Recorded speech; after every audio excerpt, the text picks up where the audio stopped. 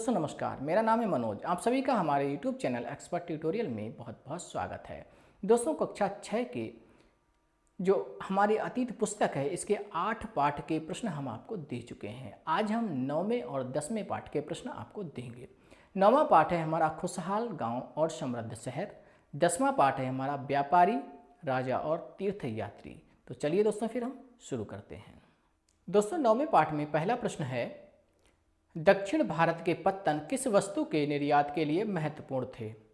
तो दोस्तों इसका उत्तर है काली मिर्च तथा अन्य मसालों के लिए।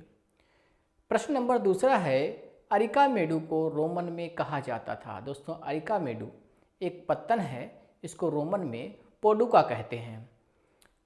क्वेश्चन नंबर 3 है, भारतीय उपमहाद्वीप में लोहे का प्रयोग कब से शुरू हुआ? तो दोस्तों इसका उत्तर है लगभग 3000 साल पहले से। दोस्तों क्वेश्चन नंबर 4 है, सुमेलित कीजिए तमिल क्षेत्र में बोला जाता था। तो बड़े भूस्वामियों को क्या बोला जाता था, साधारण हलवाहों को क्या बोला जाता था, भूमिहीन मजदूरों को क्या बोला जाता था? ऊपर प्रश्न है, इसका नीचे हल दिया हुआ है। तो दोस्तों बड़े भूस्वामियों को बोला जाता था बेलला, साधारण हलवाहों को बोला जाता था ऊणावार, भूमिहीन मजदूरों को बोला जाता था दास कैडिसियार और आदिमई। दोस्तों ऐसे जो प्रश्न हैं हमारे सीटीटी में ये जो शब्दावली है बहुत आती है और ये जो प्रश्न आते हैं ये एनसीईआरटी की किताबों से ही आते हैं। तो दोस्तों इन शब्दावली को आपको याद रखना चाहिए। अब दोस्तों चलते हैं हम लोग क्वेश्चन नंबर 5 की ओर। दोस्तों क्वेश्चन नंबर 5 है, ग्राम भोजक किसे कहा जाता था? तो दोस्तों इसका उत्तर है गांव का प्रधान ग्राम भोजक कहलाता था। क्वेश्चन नंबर 6 है, गृहपति कौन होते थे? तो गृहपति स्वतंत्र कृषक हुआ करते थे। दोस्तों स्वतंत्र कृषक थे वो गृहपति होते थे, उन्हें गृहपति कहते थे। क्वेश्चन नंबर 7 है, तमिल की वे प्राचीन रचनाएं जिन्हें मदुरै के कवियों ने सम्मेलनों में संकलित किया था, यानी जब वहाँ पर मदुरै के कवियों के जो सम्मेलन हुआ करते थे उनके दौरान जो संकलन हुआ है उन्हें क्या कहते हैं? तो दोस्तों उन्हें कहते हैं संगम साहित्य। ये प्रश्न आ चुका है, अगर आप प्रैक्टिस कर रहे हैं तो आप उसमें देखेंगे ये प्रश्न आ चुका है। क्वेश्चन नंबर 8 है, जिन कहानियों का संकलन बौद्ध भिक्षुओं के द्वारा किया गया है वे क्या कहलाती हैं? तो दोस्तों जो कहानियाँ बौद्ध भिक्षुओं के द्वारा संकलित की गई हैं उनको जातक कहानियाँ कहते हैं या जातक कथाएं कहते हैं।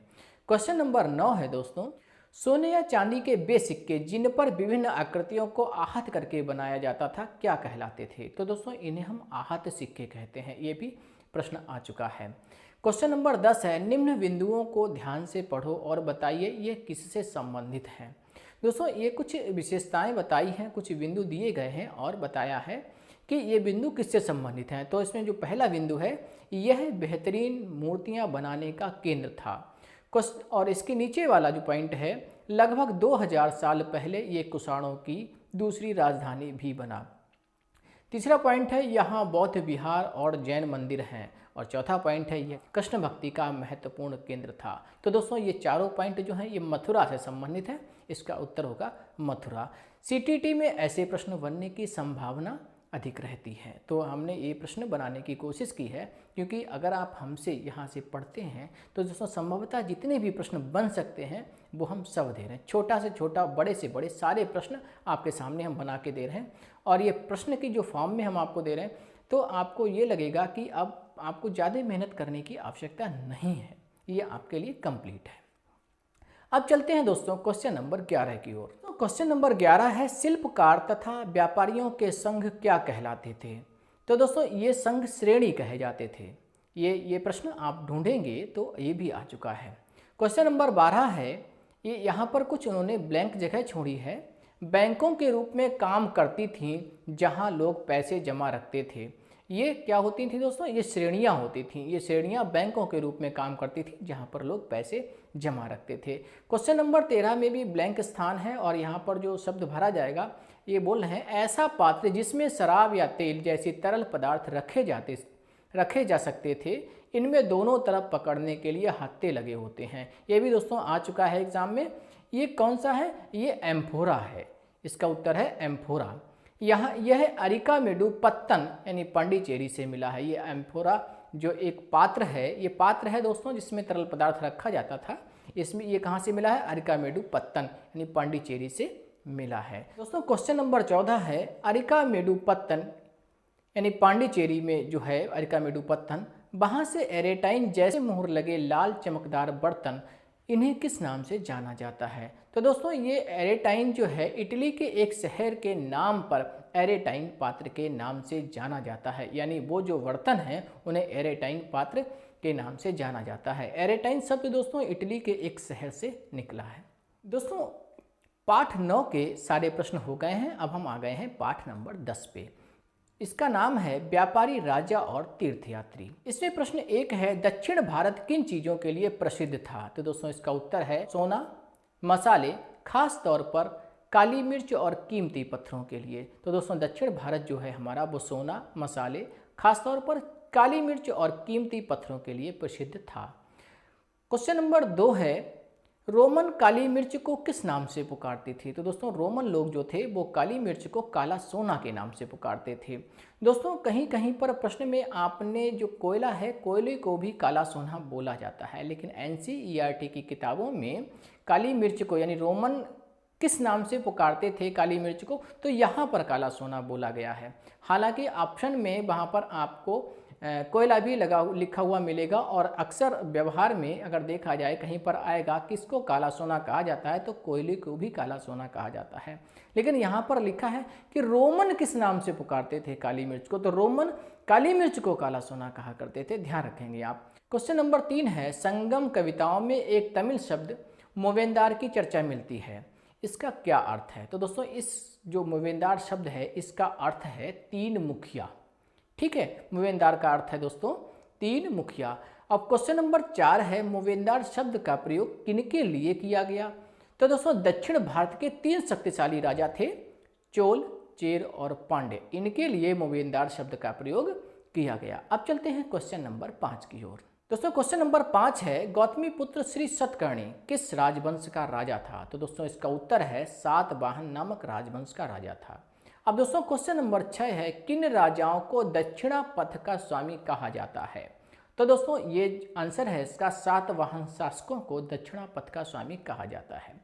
क्वेश्चन नंबर 7 है दक्षिणा पथ का क्या अर्थ है? तो दोस्तों दक्षिणा पथ का अर्थ है दक्षिण की ओर जाने वाला रास्ता। दोस्तों ये भी प्रश्न आ चुका है। क्वेश्चन नंबर 8 है रेशम बनाने वाली तकनीक का आविष्कार सबसे पहले किस देश में हुआ? तो दोस्तों इसका उत्तर है चीन। क्वेश्चन नंबर 9 है भारत में सबसे पहले सोने के सिक्के किसने जारी किए? तो दोस्तों कुषाण राजा कनिष्क ने, यानी भारत में सबसे पहले सोने के सिक्के जो चलाए जो कुषाण राजा कनिष्क ने चलाए थे। कुषाणों का जो राजा था कुषाण वंश का कनिष्क, उसने चलाए थे। अब चलते हैं क्वेश्चन नंबर 10 की ओर। दोस्तों क्वेश्चन नंबर 10 है बुद्ध की जीवनी, बुद्ध चरित्र के रचनाकार कवि अश्वघोष किसके दरबारी कवि थे? तो दोस्तों इसका उत्तर है कनिष्क के दरबारी कवि थे। जो राजा कनिष्क था उसके दरबारी कवि थे, कौन थे? कवि अश्वघोष। क्वेश्चन नंबर 11 है दोस्तों नीचे लिखी विशेषताएं बताइए बौद्ध धर्म की किस धारा से संबंधित हैं? 2 विशेषताएं नीचे दी हुई हैं। पहली विशेषता है बौद्ध धर्म के निर्वाण प्राप्ति को पीपल के पेड़ की मूर्ति के द्वारा दर्शाया जाना, और दूसरी विशेषता है बोधिसत्व के प्रति आस्था उत्पन्न होना। तो दोस्तों ये दोनों विशेषताएं उनकी एक धारा है बौद्ध धर्म की, महायान, उससे संबंधित हैं। दोस्तों क्वेश्चन नंबर 12 है बौद्ध धर्म में जो ज्ञान प्राप्ति के बाद एकांतवास करते हुए ध्यान साधना कर सकते थे वे क्या कहलाते थे? तो दोस्तों वे बोधिसत्व कहलाते थे।